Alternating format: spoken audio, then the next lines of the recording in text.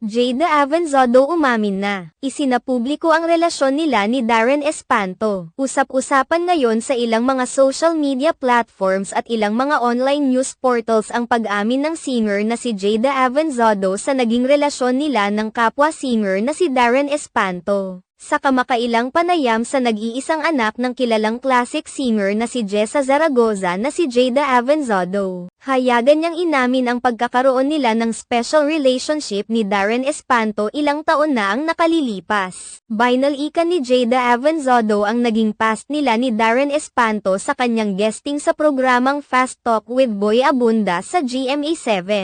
Ayon kay Jada, totoong nagkaroong sila ng mutual understanding noon ni Darren Espanto, subalit matagal na umanong panahon ang nakalipas. Sa unang part ng naging panayam ni Boy Abunda kay Jada, sinabi ng King of Talk kay Jada ang papuri ni Darren Espanto sa kanya kung saan kinilala nito ang dalaga bilang best singers ng new generation. Kaagad namang ipinahayag ni Jada na talagang very flattered siya sa papuri ni Darren Espanto. Dito na itinanong ni Boy Abunda ang pagkakaroon nila ng relasyon noon ni Darren Espanto. Inamin naman ni Jada Avanzado na totoong nagkaroon ng romantic relationship sa pagitan nilang dalawa ilang taon na ang nakakalipas. Ipinaliwanag naman ni Jada ang sinabi niyang special relationship nila ni Darren Espanto.